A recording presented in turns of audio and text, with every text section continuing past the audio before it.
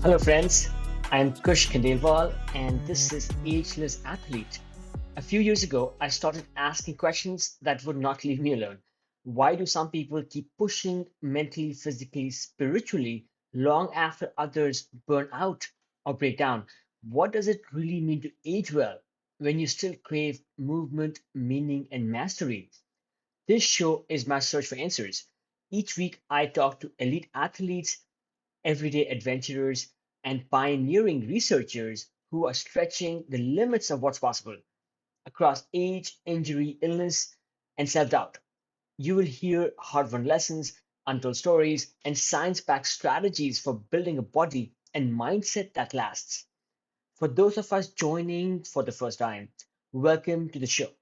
For the rest, thank you for joining us again. Time is our most valuable asset, and I deeply appreciate you giving me your time today.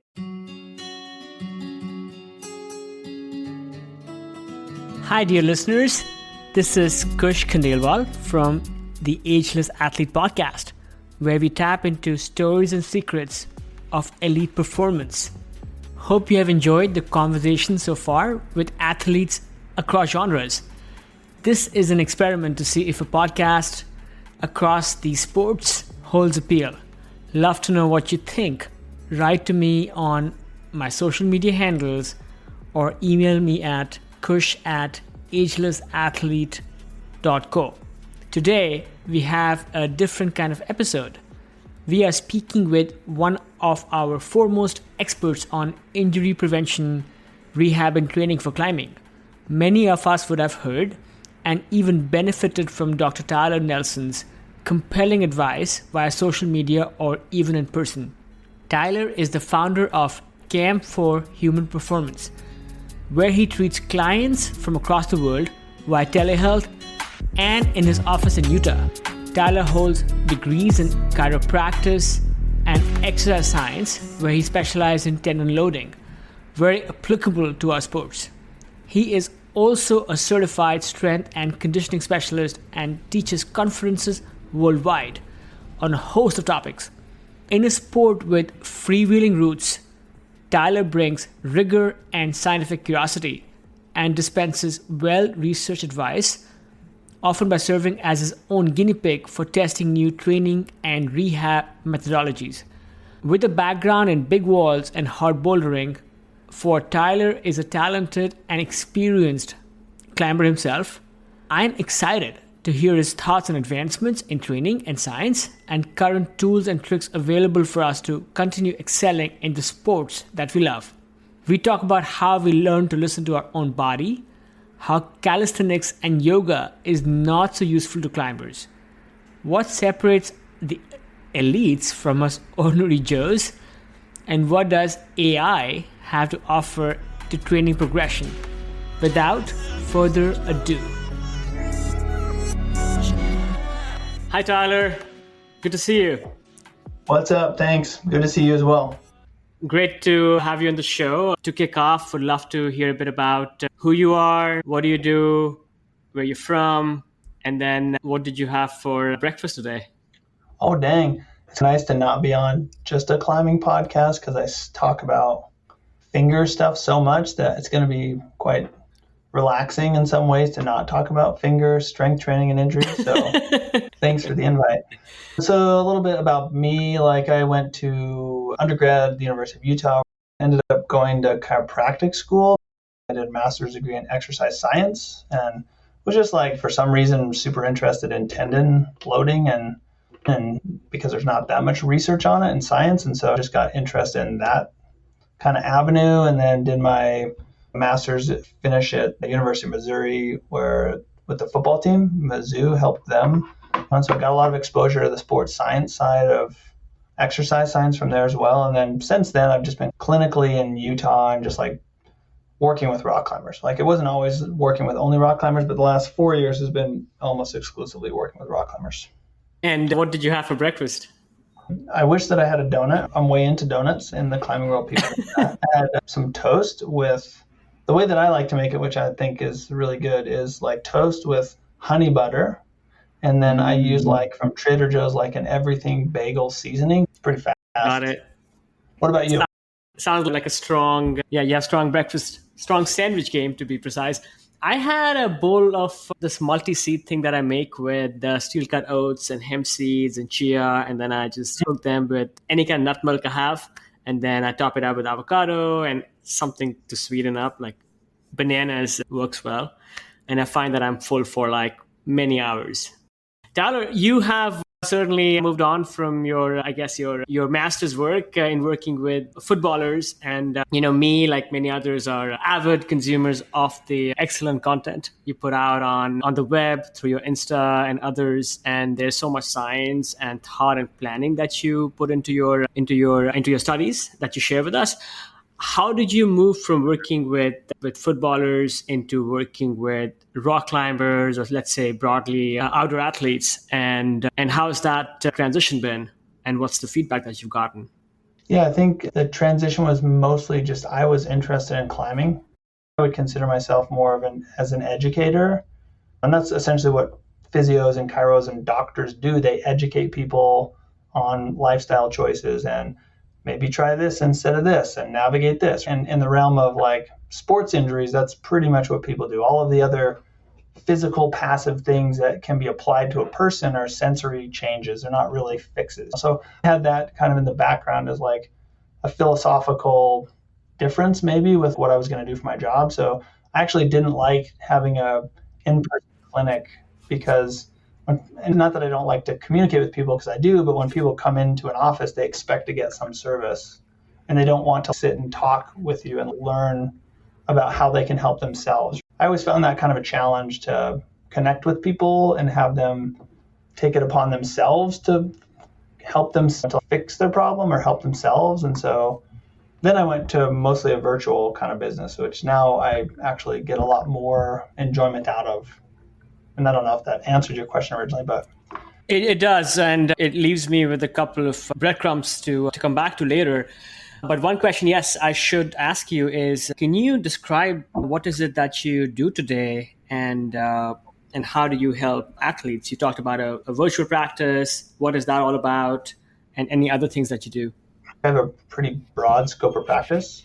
So like in terms of a chiropractic physician in Utah compared to a medical doctor, I have the same diagnostic ability, the same ability to order images, can order blood work, etc. I cannot prescribe medication and I cannot do injections of things that are not like autologous to the person. So I could do PRP injections, which I don't do because they're not effective. But I can't do injections or prescribe medication. But aside from that, the scope of practice is very similar. Granted, like the difference between healthcare providers is medical doctors go and they do a specialty and they're expert in one particular thing, right? And like for me, like I had a pretty like solid anatomy background and really good like connective tissue, tendon adaptation, rehab background. And so finger injuries are really common in climbers. And so the majority of what I do now when people come into my office, I do diagnostic ultrasounds on fingers. And so it requires a really small diagnostic probe. It's a really small, called a hockey stick probe, and I will do diagnostic ultrasound imaging and do rehab program design pretty much. So that's like the in-person business, and then the remote business is that same thing, but we just talk virtually, and sometimes I will have them get imaging done elsewhere. Awesome. Thanks for sharing that. And I think a lot of people do benefit from a lot of the free programming that you share as well from your social feeds.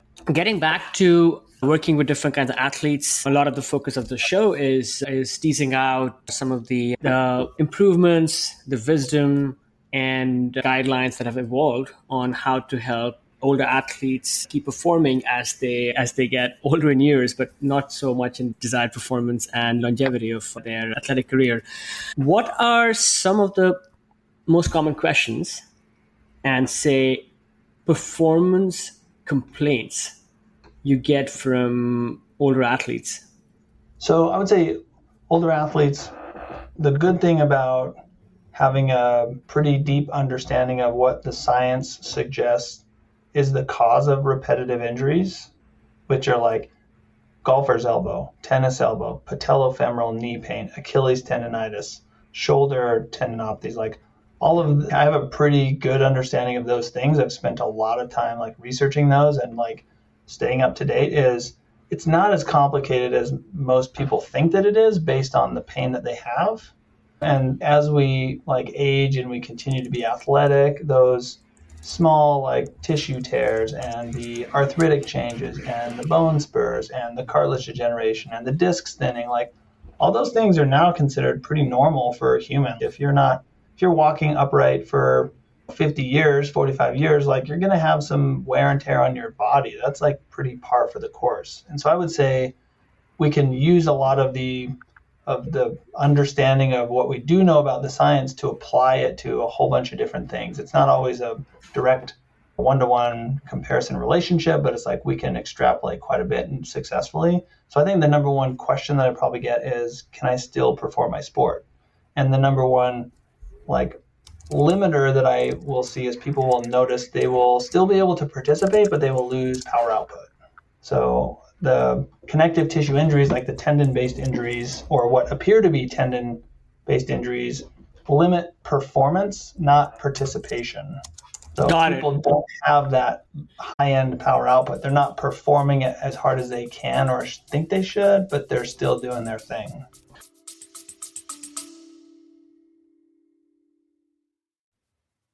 I've been thinking a lot about energy, not just in training, but in recovery, in focus, in how we age. So when I came across NutriSense, it hit home. It's a program that pairs a 24/7 glucose biosensor with a dedicated dietitian to help you understand how your body responds to food, stress, sleep, and movement, and then act on the data. I chose it because I wanted something real, not another hack or one size fits all plan, just honest insight into what's actually going on inside me and how to build habits that last. NutriSense has helped over 150,000 people take that step. And if you want to try it, you can get 33% off your first month with code Ageless15 at nutrisense.io. Again, that's nutrisense.io, code Ageless15. You can also find this information on the show notes for this episode.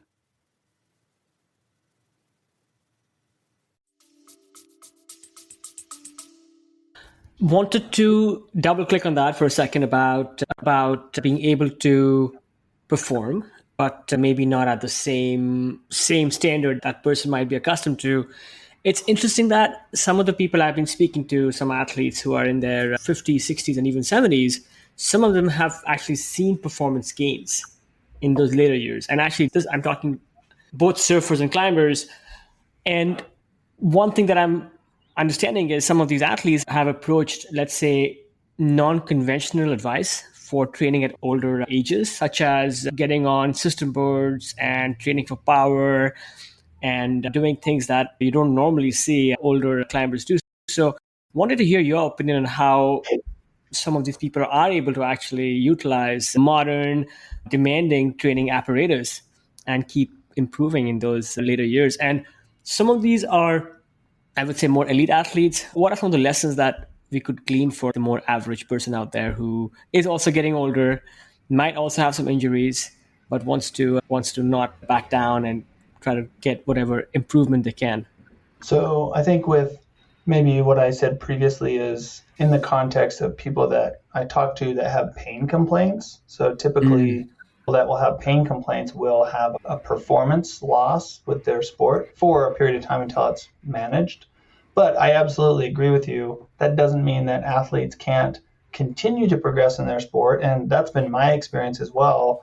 And I think the easiest way to think about how that's possible is most people that are older in years and they're participating in their sport, they have other shit going on in their life. They like have a job and they have a family and they like are not obsessed with just like doing obnoxious training volumes. Like they literally can have a better training program and they just recover better. They have better quality food. They have better quality sleep habits. Like all of those things allow athletes to recover better from their workouts. And the addition of new things like a moon board or something or the tension board to increase your power output, that's not risky at all for someone that has a climbing background. And it's really just giving them that little extra effort during their session And as long as they don't have too frequent sessions and they're pretty low volume, they'll only just get better because they've already put in a lot of the physical loading requirements over the years to allow their connective tissues to adapt and tolerate that high stress stuff. They've already put in all the groundwork and the framework for increasing their performance, but now they're recovering more from it and they see those performance improvements, which is very cool.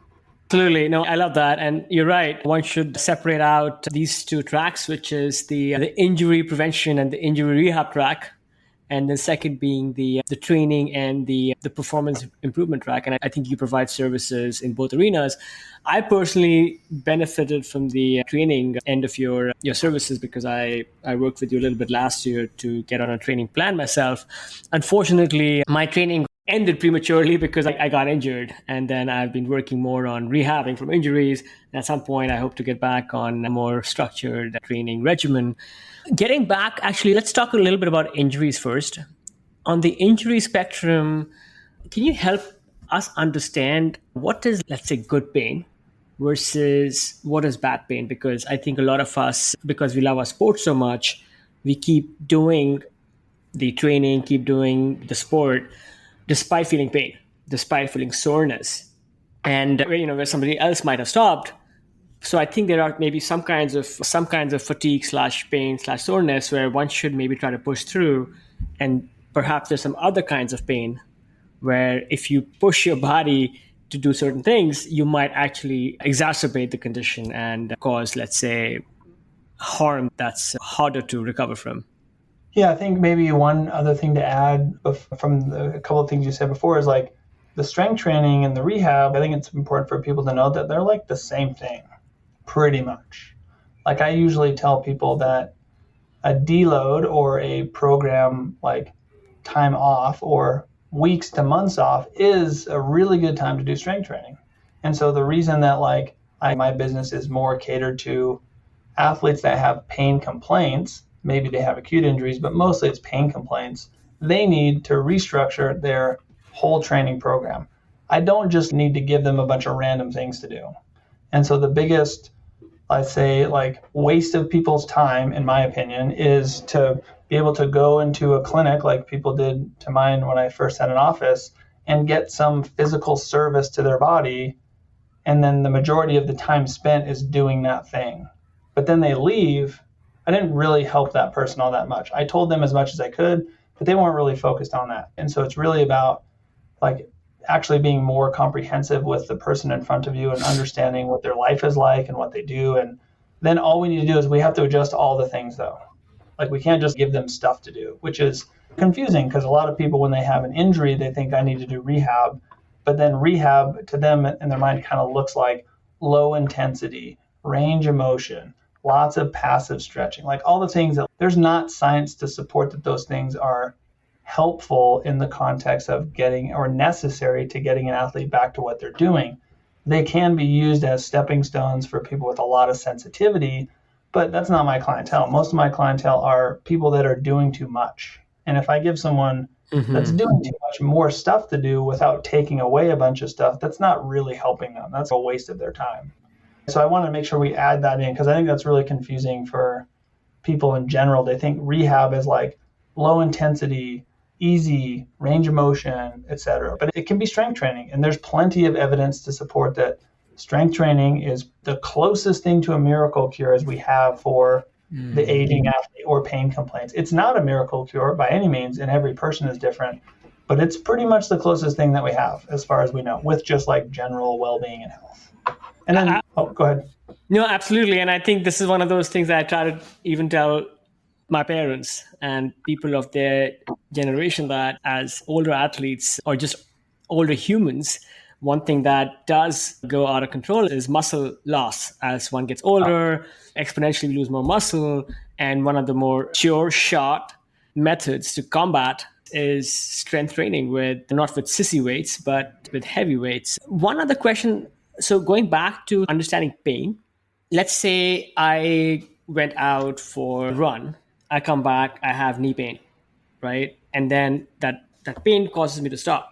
And now I have to limp back home. I wake up the next day. I may still have pain. I may not have pain. So What are maybe some things we can listen to inform us whether the pain we had requires us to either go see a doctor, or the pain is, let's say, more just the body reacting to stress, to a long run, and we should do something different to get back to form, and it's not really an injury. I think, and that was great that you interject again because I forgot the question because I went off on a tangent. So sorry. But I like to teach people that there's not really such a thing as good pain. Like we made that term up because we want to be stubborn doing the stuff that we don't want to stop doing because of a pain complaint, assuming that you have to feel pain to know that you're doing the right thing. That's not true either.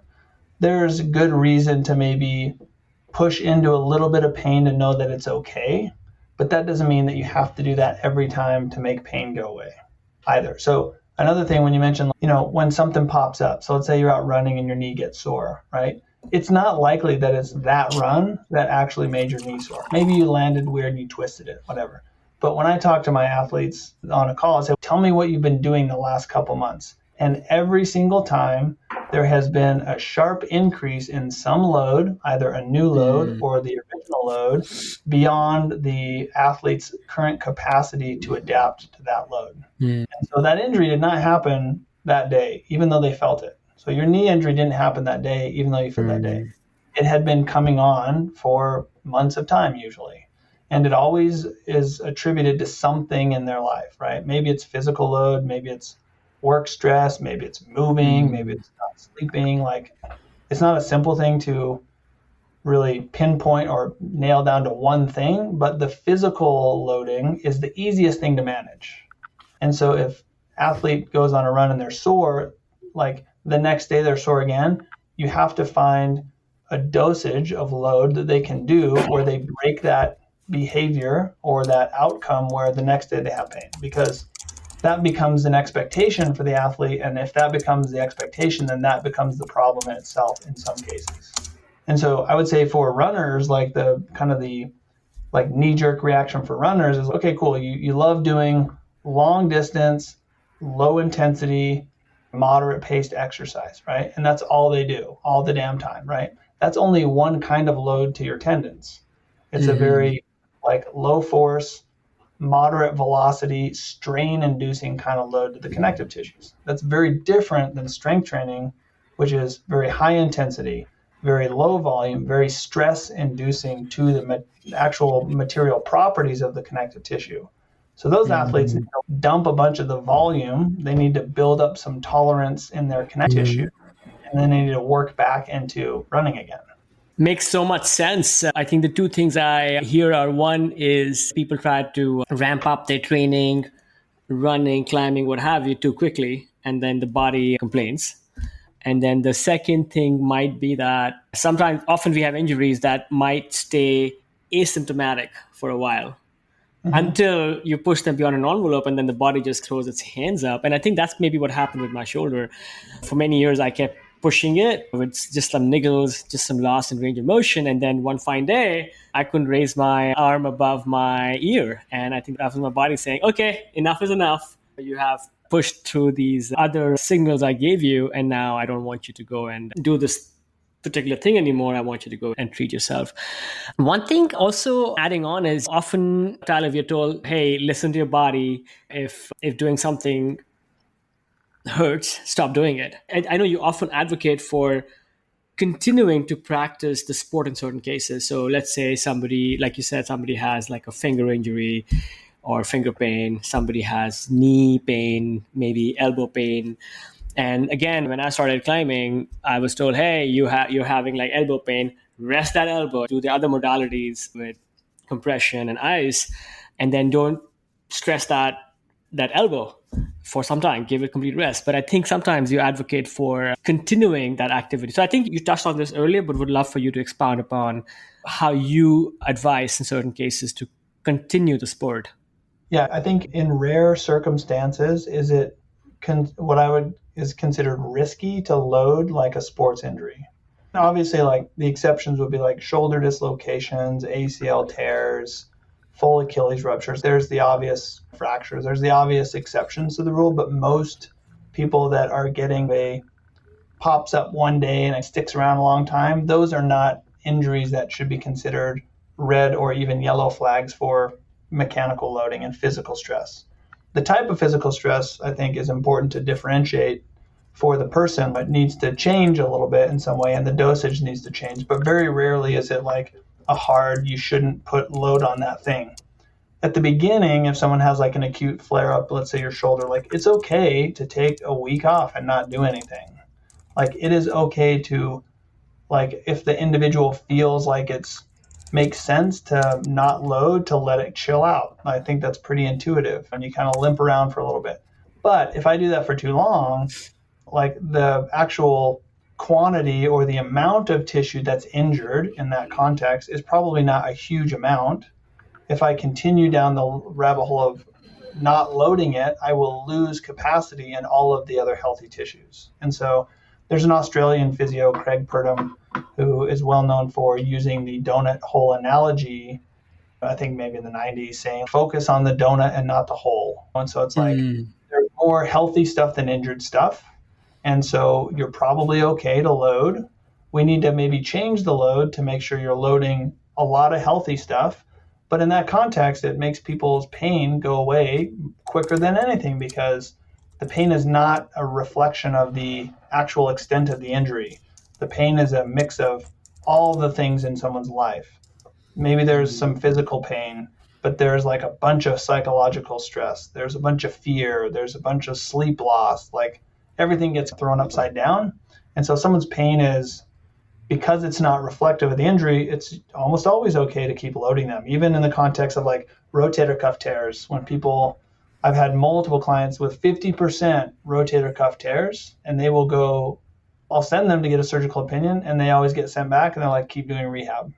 And every single one of those athletes that I can think of off my head are back to loading full strength, doing their sports again. So it's like our body has this massive built-in buffer for being able to get these injuries, but still adapt to them and still get back to our sport. Obviously, there's limits to that, but that's the exception, not the rule for most athletes.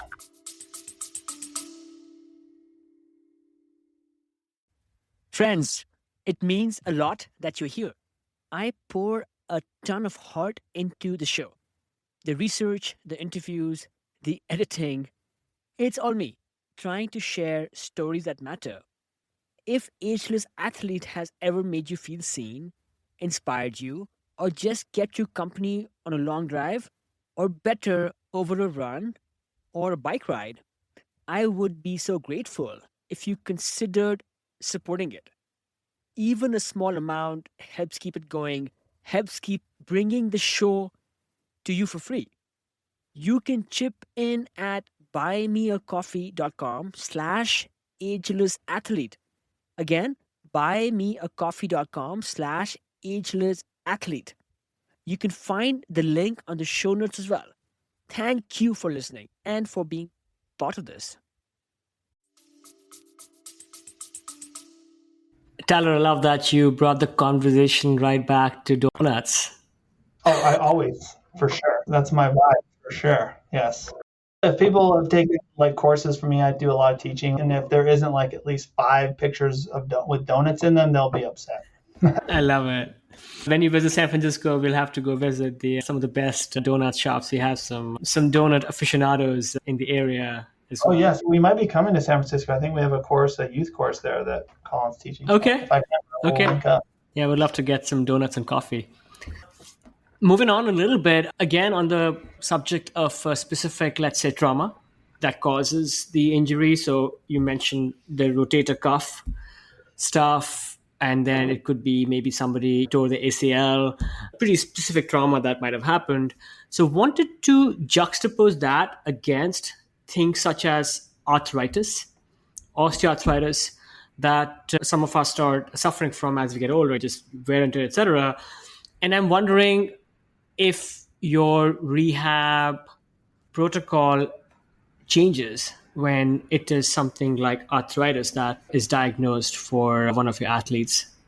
think it depends on the person, of course, because some people are going to have more of a predisposition for that, and making sure they don't have like more of the natural kind of inflammatory factor, which would be like the rheumatoid versions of that, which can be managed with medications and other ways. But from like a mechanical standpoint, there's not a lot of red flags per se for loading an arthritic joint. And in most cases, the science would say that strength training and loading at a high intensity, low volume over long periods of time with slow increases should help like the cartilage as much as anything. So again, it's another one of those, exercise is the best thing we have to a miracle cure.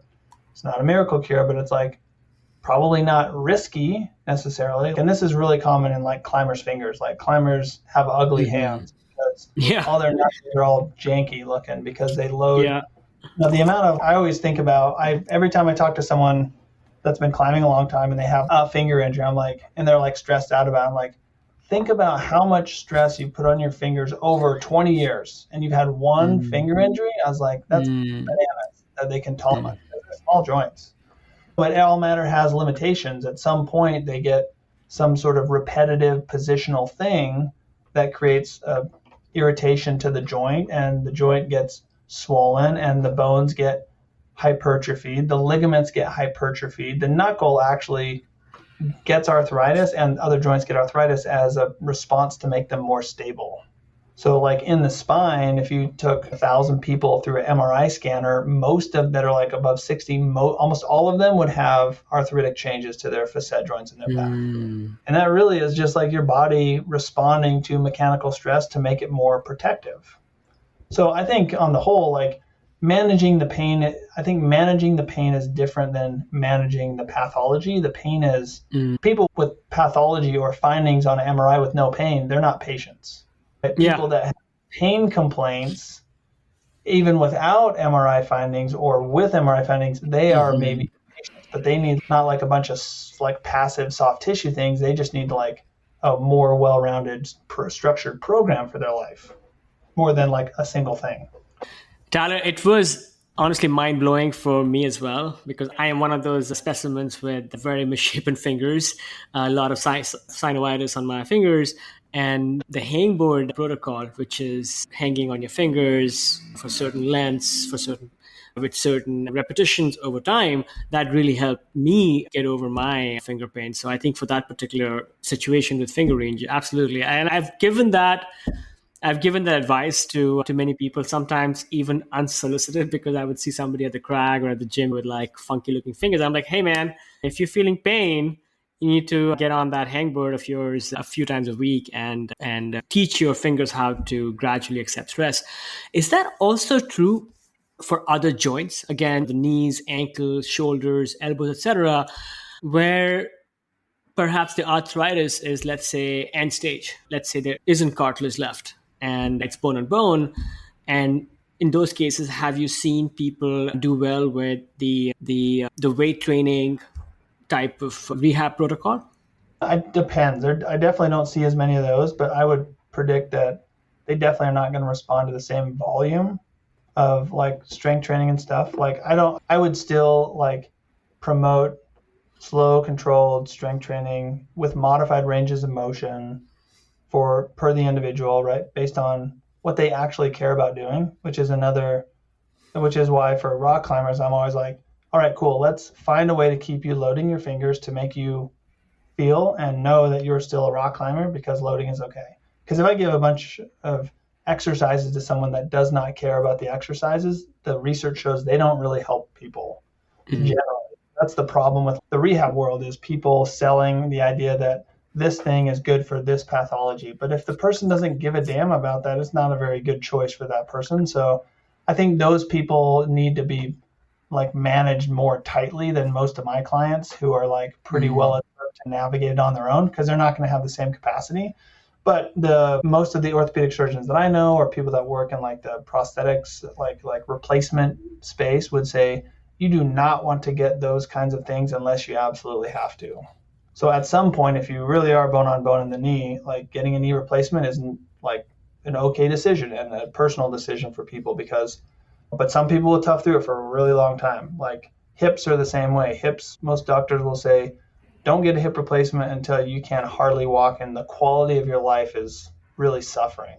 And so I think a lot of people get scared of pain and fearful of pain, and that kind of drives not doing things because of the fear of pain. But like, it's not until those end stages where it's really self-limiting that you need to be overly concerned about it. But most of the time, that's, again, the exception, not the rule. But again, I don't work with people over 60 that much. Certainly that's the population that are getting end stage arthritic changes. Got it. Tyler, one thing I think myself and a lot of your other followers or patients or what have you love about you is you dog food your own training. And by that, what I mean is you're a talented and dedicated rock climber yourself, and you're always out there experimenting on different types of injury prevention, injury cures, and other kinds of training methods. One thing I believe you went through in your own life is I think you had some debilitating injuries yourself, and you managed to rehab and get back to form.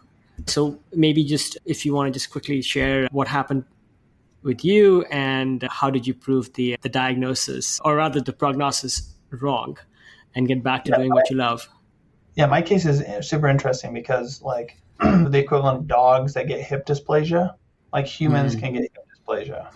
And so most youth athletes will experience a risk in experiencing symptoms or making their symptoms worse or actually getting injured when they go through their growth spurt.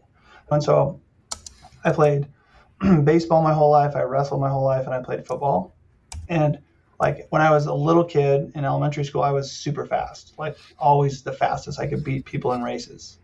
But then when I went into junior high school, I just couldn't run fast. It was weird. I remember just being like, why can't I run fast anymore?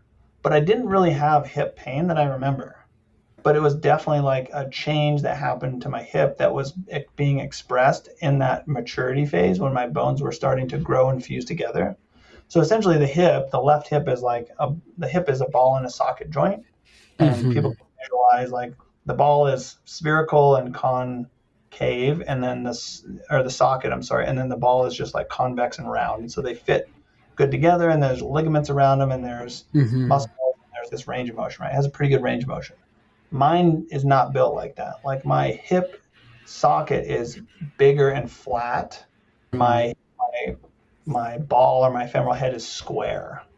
So like my range of motion on my hip has never been good. Like I've known that since I was a little kid. Like I tell my wife, I could never sit cross-legged as a kid on the ground comfortably ever my whole life.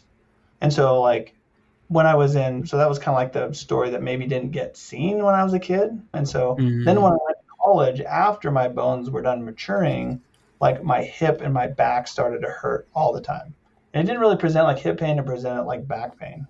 And so with that limited range of motion, like there's nothing I can do about it. But I got some advice from people, and I would go complain about it, and I would get advice. And the advice was always the cliche, oh, your back is tight because your hamstrings are tight, or your back is tight because your core is weak and you need to strengthen stuff. And so it was the kind of run you down the typical, like essentially bullshit biomechanical explanation for low back pain, when no one really did a thorough sit me down and talk to me about what's going on.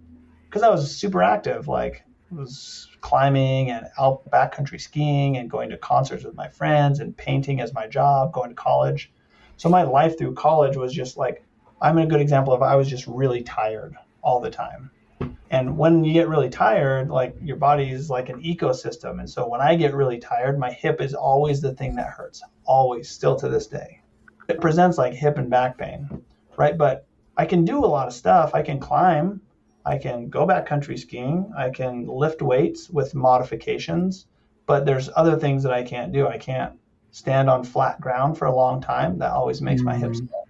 I don't like walking for long distances. That'll make my hips sore. I can't do like really deep squatting or deadlifting. That will predictably make my hips sore. So it's like there's these things that I think are important for people to understand, that you do have some limitations to your mechanics, and there's not a whole lot I can do about that. But the information that I got or the advice that I got was not personalized to me because it was just like, they have this pain complaint, here's what you do. And that's such a cliched, outplayed, like waste of people's money. And it super pisses me off now when I hear people getting that from healthcare providers, because all someone had to do is take an MRI, right? And take more of a picture, take more of a look into it. And so I had an MRI recently, my hip is jacked, but it's not that hurt, right? Which is like I think I'm a really good example of, if you looked at my pictures on an MRI, you'd be like, that person must be miserable. They must have a lot of pain. But my hip hardly hurts at all because I know how much I can tolerate, and I can still enjoy the stuff that I love and not be miserable. Hello, friends. Just a quick break. This is not an ad. If you have been enjoying these conversations, I would love for you to subscribe to my newsletter. It is where I go deeper, sharing stories, reflections, and behind the scenes insights that don't always make it into the podcast. I write about what I'm learning from elite athletes and how to stay ageless in body and mind. If you have ever wanted a thoughtful, inspiring read that ties it all together, training, aging, mindset, and all, you will love this. You can find the link in the show notes or just head to agelessathlete.co. Again, www.agelessathlete.co, that is, to sign up. And yeah, just a couple of emails a month, and you can unsubscribe anytime. Absolutely no spam ever. Okay, back to the show. Yeah, no, I think you've really learned / taught yourself to listen to your body and be very specific with what you subject your hips to. And I think over time you have kind of fine-tuned those activities that your hip can thrive in, and reduce or sometimes maybe eliminate others which clearly bother your hip. And I think there's a lesson.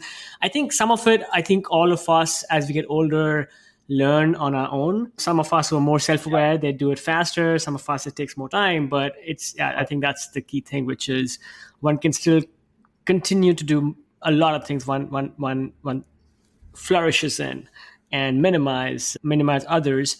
One thing that I always find fascinating is, some of the elite athletes in our sport, the ones who are out there breaking records, doing first ascents, whatnot. What are some of those things that, again, these elite athletes are doing? The best rock climbers, surfers, runners, etc., that the rest of us are not doing, for both injury, observation, diagnosis, rehab. Any comments there?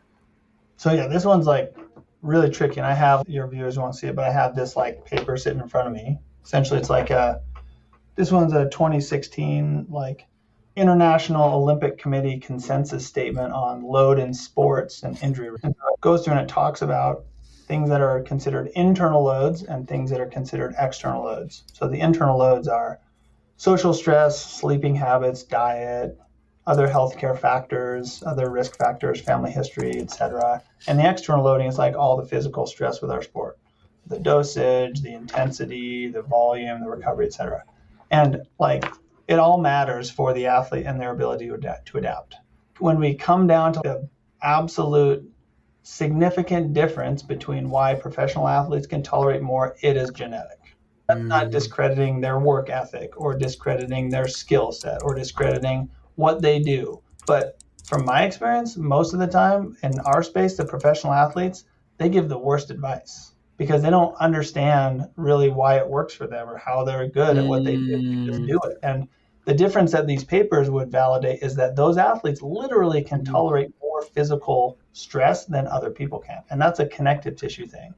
Maybe that got built a little bit more for that person, but what really differentiates the playing field with the most elite and the average athlete is for sure something that was outside of the control of the individual, which I think that's like very maybe un-American, and people are like, oh, that's not true, like whatever you want.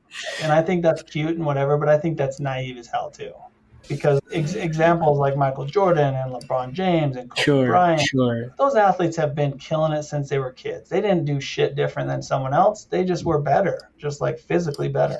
Same thing for the climbing space. Like the athletes that are training the hardest can do more. They can. And so I think it's really maybe important for everyone else to appreciate that, because if you try and train like them, you're going to get hurt. And that's the downside of that. Is I talk to all the people that work with pro athletes that don't give good suggestions and they get hurt because that athlete doesn't really know. In their defense, they don't really know how much a normal person can tolerate, but their prescriptions tend to be over the top a lot of times. And that's not to say all of them, but that's pretty common in all sports. No, I think that is a hard truth, that some of us are just born with gifts that the rest of us don't have. I remember many years ago hearing some comment by Dave Graham, and Dave Graham was being asked about how he managed to keep pushing the hard bouldering envelope for so long. And I think one of the things he said, which I thought was really interesting, he said he's taught himself to stay on the verge of injury, but not get injured.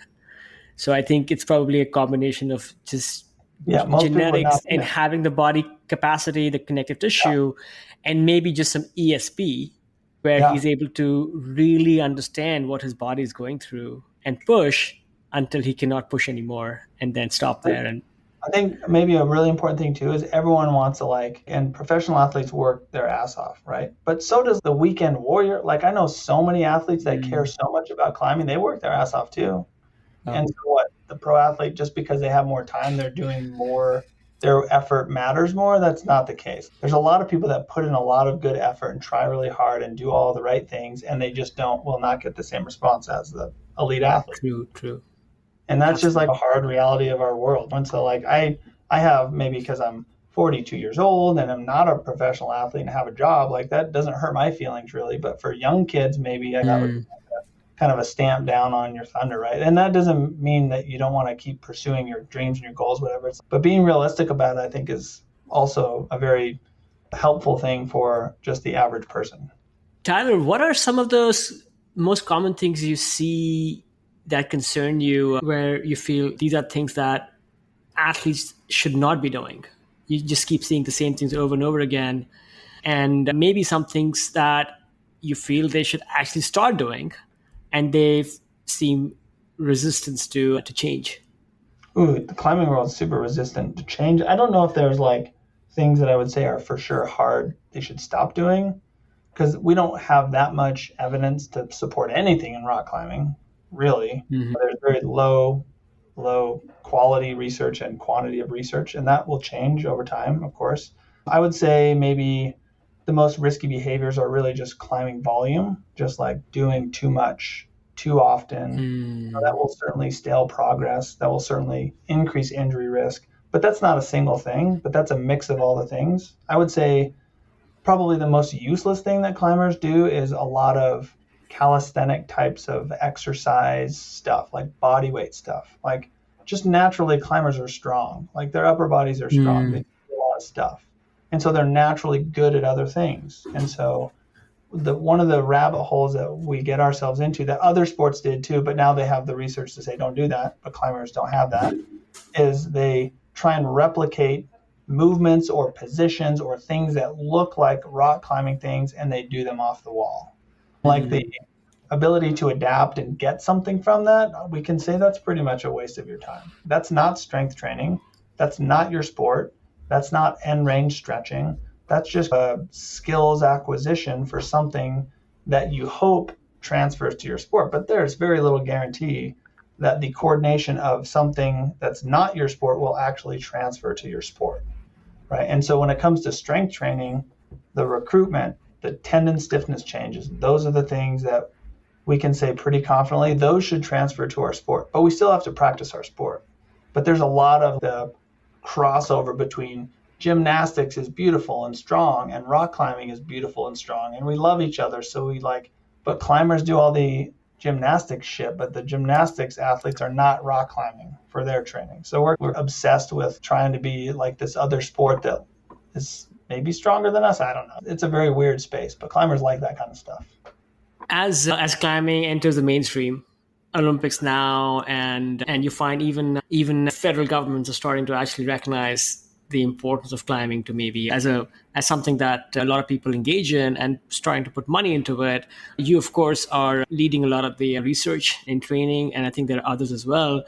What are some of the things out there that are going on with training and again injury detection, rehab, etc., that are being done with elite athletes that the ordinary person out there can at least get insights on or learn from or take advantage of? I don't know, with the exception of like maybe the German team. I'm sure Alex Megos and Adam Andra, I'm sure they have a team of specialists like watching them closely. I'm not sure that someone does that regularly in the States that I'm aware of. Like maybe some. I know there's one doc that's a medical doctor that's doing like some cardiovascular stuff. And in terms of the research, like I don't work at a university anymore, so I don't do much peer-reviewed research. Like for my job now, it's mostly just like applying sports science ideas to climbing and better understanding it. And so hopefully, and like when I was in graduate school, like doing research is interesting, but it's boring. That's not really what churns my gears. Like I love research and appreciate researchers, but my brain is too not scattered, but it likes to move on and do new things other than this is the one thing we're going to do for the next 3 years. So I want like hopefully younger kids coming up and getting like their master's degree in exercise science that care about climbing. They're the ones that are going to keep pushing like the good research moving forward.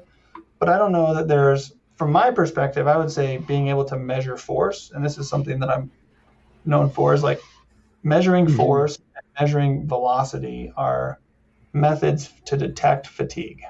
Using a fingerboard is like a little bit harder to detect fatigue. And that's kind of like the recent 2.5-hour podcast I did with Steve. But those kinds of things seem like groundbreaking, like life-shattering kinds of things for climbers. But that's not that complicated, nor is it that like sophisticated by any means. Like other sports have been doing that for decades. And so being able to understand the amount of fatigue you carry from session to session is probably the most helpful thing that the average athlete can do for themselves. And so essentially what that means, and it doesn't need to be sophisticated, like the strain gauges, like the Tyndek Progressor that I use and promote is inexpensive. It's $150. The true encoder, the LPT, which measures velocity, that's a little more expensive. Those are like $400. But using tools like that allows the athlete to make sure that they're prepared or rested for their training session. And the training session is going to be useful, and I guess useful in the context is they're going to recover from it, and so they're going to get an adaptive benefit from it if they do it when they're not tired. Like most people are just like doing too much stuff, and their sessions are just subpar quality. The quality is just not that high because we try and apply the same frequency of loading to climbing as we would other sports. But if you think about the size of the fingers and the size of the knee, you can't climb as much as you can play soccer. You just can't. The fingers will limit how much actual volume you can do. And so one of the things that I do quite a bit of is teach like at the CWA or teach, like I was at the Canadian Climbing Symposium this fall talking about like finger training things and how we can maybe think about them differently to make us less injured from them, but gain an adaptation. But then also youth climbing injury risk is something I do a good amount of teaching with. And I'm not sure if I've fully answered your question, but there's not really that much sophisticated stuff going on in the climbing world that I'm aware of. You did. And in fact, you partially helped point us towards my next question, which is related to quantified health for climbers, for our kinds of outdoor athletes. We have seen improvements in quantified health used by the everyday athlete out there. People are using different devices. People are studying data. People are monitoring energy output, sleep. People are recording those things in Strava and what have you. What is the state of quantified health for climbers? Because, for example, I see people logging in their climbing activity on Strava, but to me, it doesn't really mean that much because they are manually entering that data instead of having Strava or another device record important data points about their climbing session and their climbing performance over time. Yeah, would be curious on what your take is on advancements in quantified health that are taking advantage of already or should be taking advantage of. I don't know that there's much that people are taking advantage of that's really precise and that accurate in terms of, or that as a measure for what they're getting out of their training sessions, with the exception of athletes that are like using, let's say for finger training, they're using some sort of measurement device to calculate their loads all the time. And so one thing I use for my training is I'll use the power meter to measure and quantify my strength training stuff, my non-climbing strength training stuff. And that gives me a pretty good range of adaptation over time. But I would say there's nothing really that's that powerful and or like useful, maybe the sleeping habit stuff, but those like wearing an Apple Watch is not that precise of your sleep habits. Something like the Whoop strap would be better. But like it's really hard to predict human performance, just period. There's fancy tools, and a lot of times the fancy tool becomes the focus of the thing. I usually tell, and we did a podcast maybe a couple months ago with my coaches, and one of the questions that was asked was like, how do I know my training program was effective? And the next time I do a training program, how do I know what to change? And that's like a multifactorial thing. But my response was like, did you get hurt? Like, what was the consequence of your training program? Did you have a season that lasted the amount of time you expected it to? And was your average performance high quality? Did you try hard? Did you get hurt? How was your sleep habits? What was your overall well-being during that period of time? And most people that like, I got hurt at the end of my training program. It's like, you probably pushed it too far. Doesn't mean your training program was bad. You maybe pushed it too long. People that got hurt in the middle of their training program, your training program was too much volume. Like you can't do that the next. So I think we can also use, humans are not dumb. Like athletes are not intentionally doing shit to hurt themselves, but they know when they're overdoing it. But if we don't educate people that it's okay to not do the plan as it's prescribed or go off the plan, that's a mistake on the coach's part, because I don't know how my athletes are going to adapt to every training session. Why the hell would I? That doesn't make any sense. They don't know either. So they have to know that your sessions are not the same quality. Your sessions are not the same volume. You have to teach the athlete, and the athlete's got to learn to get a better sense of what they can adapt to, and that changes over time too. Got it. The athlete listening to themselves, and then their coach also providing that prompt feedback on adaptations that they need to be making. Many years ago, I remember a well-known climbing trainer, Justin Shang. He would be out at the crag wearing a heart rate monitor. The way he would instruct people to use that thing was that they should listen to the HRM to tell them, hey, if you are at rest on a long climb, it will tell you when you should begin climbing again, because your heart has now slowed down to a certain level. Do you see people benefiting from HRMs in their training or actually while they're performing as well? I've I don't know that many people do that. Like I think maybe in the most rare cases that happens, like I have certainly heart rate monitors and what are called SMO2 monitors. So I can put heart rate monitor on someone's chest, and then also a oxygen utilization monitor on their forearms. And you can, but the problem with that is, and it's really interesting because when it comes to like fingerboarding, you'll see like a drop in oxygen use when they are doing work, and then you'll see it come back when they're recovering. And they'll do that throughout the repetitions. Even when their muscles are not recovering, they can still do repetitions because the types of muscle contractions used with a fingerboard. So it's pretty damn insightful, but those things are $2,000. Like, climbers are not investing that much money in that kind of equipment.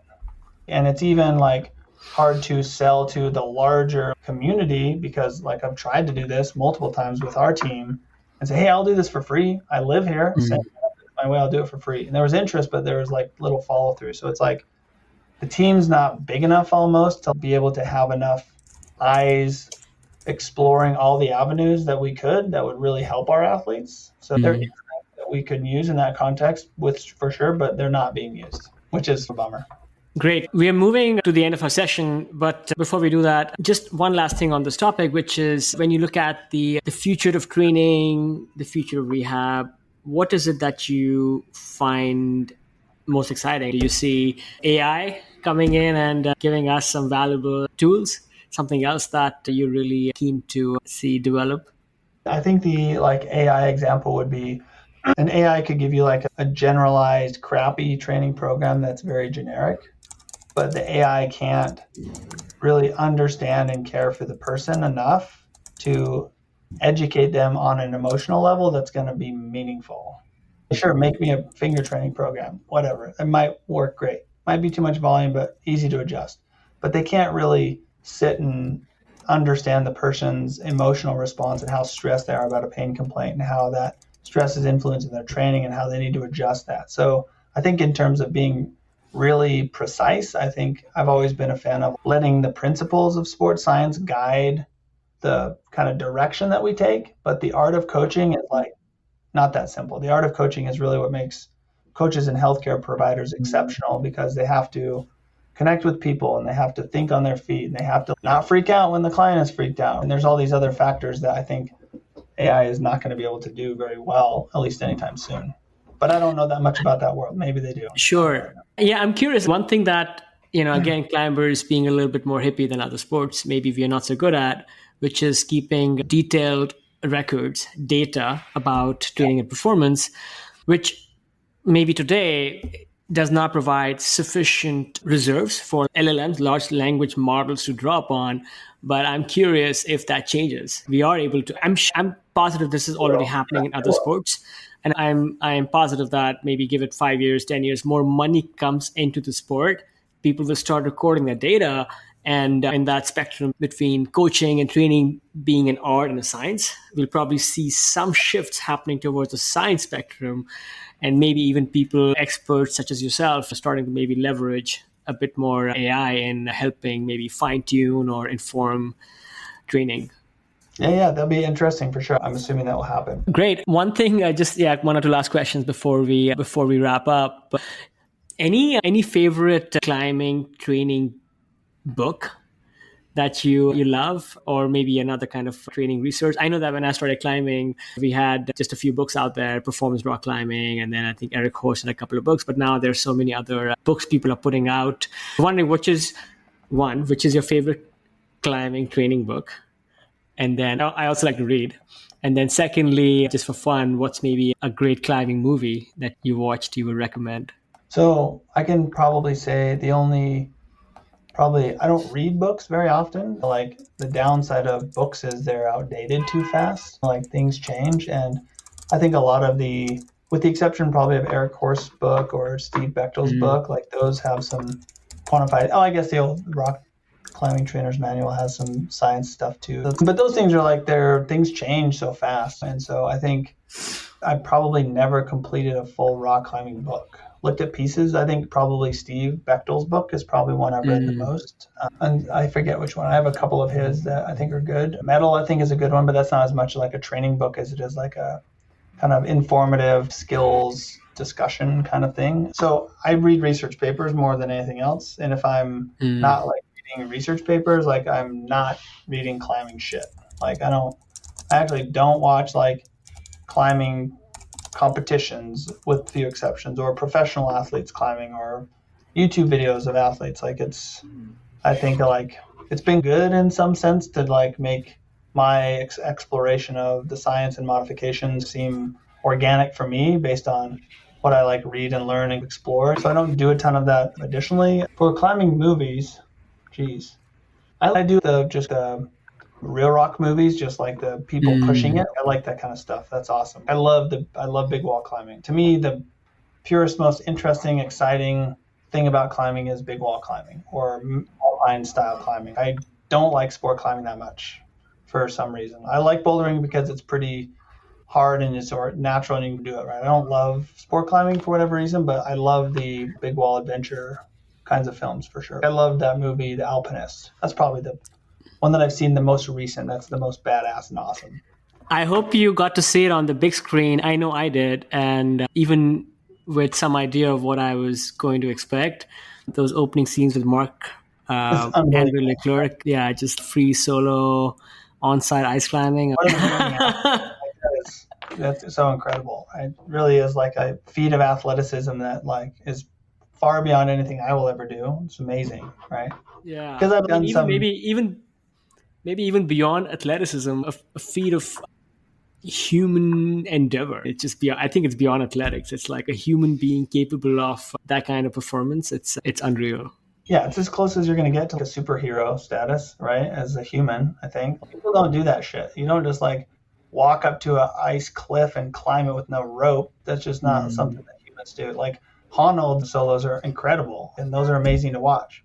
But he's very rehearsed and like does it more strategic and planned, right? That thing was like not I think he did it solo, right? And then he went back to film it, but like the ice booth, not as consistent the conditions, right? So the kind of takes the scare factor and cranks it up a little bit too. So Absolutely, and not taking nothing away from Honnold, but Yosemite granite is maybe a little bit less brittle than British Columbia ice. Yeah, and those routes are like so well rehearsed, and he knows them so good. Like he's the other level of amazing athlete for sure, no doubt, like unmatched. But it's a little bit more edgy, a little bit more metal. The Alpine Ascent. That movie got me gripped for sure. Yeah, next level inspiration where I have no guilt on sitting on my couch and eating popcorn while I watch that climbing action. Tyler, I think most of us, you're pretty well known on the interwebs, but those of us who don't know where to find you, could you point us to how people can find more info on what services you provide to athletes? And then also one thing I think you do is also quite valuable if you still do it, which is I think you were hosting in-person training workshops or measurement workshops at some point. If you have any of those coming up that people can find out and sign up early, because I think those sell out pretty quickly. Yeah, those things are fun. I haven't done as many of those. I did a lot last year. Like I did every month I traveled to teach. It was like a lot of load. I have 4 kids, so it's not like to be home from my family. So I did a lot of that last year. I probably am not going to do much of that this year. Certainly do lots of online teaching, and I have online courses too that people can just buy on the website. We do have a youth like certification course. So maybe people that own gyms and want to train their youth climbing coaches about strength conditioning principles. We have a course that we teach 2 days there that we are promoting and getting traction for and accepting interest in. And I think we have 4 scheduled this year, but we can fill that up where I maybe will teach some of those. Colin usually teaches those. And then people can find me on Instagram as like something I use enough, but I'm starting to get away from. I've used it for a long time and I'm over that platform in some ways, but I will still be there and I answer messages, whatever. But there's all my information for YouTube and Patreon account and website on Instagram as well. So I don't use Facebook or Twitter or other platforms, mostly just Instagram and YouTube and Patreon.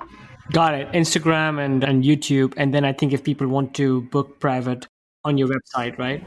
Yeah, we'll make sure to post those links. On topic of camps, actually, I found this always a little bit annoying that when you go to the climbing gym, right? You're a youth athlete, you're a kid, and there are these daily, regular, like whatever, training programs set up.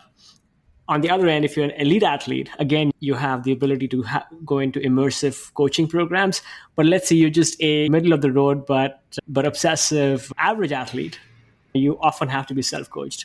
So I'm always interested in hearing about training workshops, immersion ones that people are doing, where people such as myself can just go to some place in Salt Lake for a month and just be trained with good coaches and also have the camaraderie.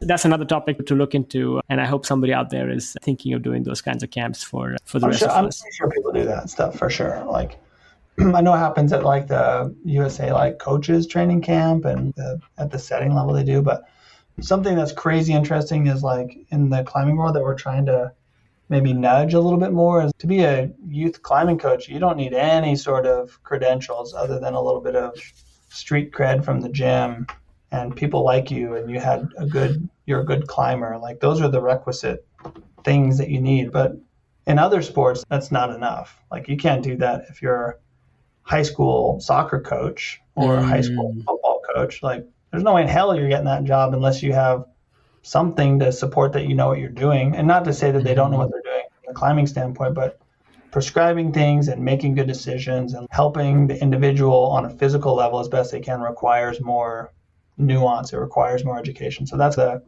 impetus for that course, is to try and help equip youth coaches have a bit more understanding of sports science as it applies to training a rock climber, a youth climber.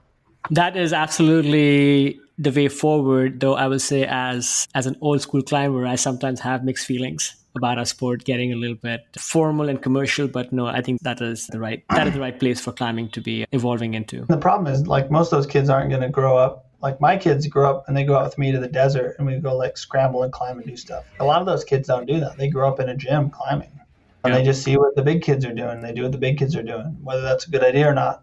Most times probably not, but they can still do things. So it's a hard like space to navigate. But so that's something that I think needs to happen for the sport to evolve and for athletes to be able to progress in a healthy way that's going to be long-term sustainable for them. And that's kind of like a necessary thing that's going to be slow to adapt and equip ourselves with. Like approach the USA Climbing 2 about that and say, hey, you guys are interested in this, we'd like your support, whatever. And it's, again, kind of like a falls on deaf ears kind of thing. Yeah, sure, send us your stuff. We'll see. No, we're not going to do that. We're going to go in the other way where we're just going to go, because I like teaching and so does Colin, we're just going to go educate all the coaches around the country and then be like, oh, wait, we should probably support this thing because it like is what the coaches really want kind of thing. So it's about another topic. But yeah, I think that. Yeah, absolutely. Dad, you have so much. You're such a fount of knowledge. I could talk to you all afternoon, but I know that you have things to do. So I will let you go. I think it should still be daylight in Utah. I hope you get to enjoy some outdoor time with your family. Thank you so much for coming on the show. Yeah, you're welcome. Thanks for having me. Thank you. Take care. Amazing. Tyler really knows his stuff. Great advice on learning to listen to one's body. And cool story on how Tyler was able to treat his own career-ending hip dysplasia and return to form. Contrarian advice as well, where one can and should listen and practice our own sports even while injured, but in a careful way. And also funny how calisthenics, and I would add even much loved yoga, is not really the best training for climbing. It has helped me just become more able and confident, but the skills acquisition and time spent would be better applied to climbing if that was my only goal. But I do like doing yoga, so it's been fun. As we get older, we lose muscle at an accelerated rate. So hence, it's important to not give in and continue training with heavy weights. This advice, which is now well cemented and has been embraced by the broad medical community, is applicable to rock climbers, runners, surfers, cyclists. Also, we can stay ageless if we do the right thing and keep pushing ourselves. I also recommend picking up Peter Attia's Outlive. In fact, he would make another great podcast guest someday. So if you know him personally, please ask him to come on the show. Until next time, stay healthy, stay ageless. Friends, this is not an ad. This is just a quick message to those amongst us who are listening to Ageless Athlete podcast for the first time. I would love it if you would hit subscribe and follow on your favorite podcast app, whether it's Apple Podcast or Spotify or Stitcher or Overcast or what have you. We bring you stories and routines and other inspiration from elites in the world of the best outdoor sports. In each episode, you will find how these athletes stay connected to the outdoors, maintain peak performance, and continue to thrive as they age. I encourage you to look through prior episodes and listen to a couple and see if they resonate. And then, come back next week. We release an episode each week. And I am really inspired to bring you some of the best stories from the world of the outdoors. Okay, back to the show.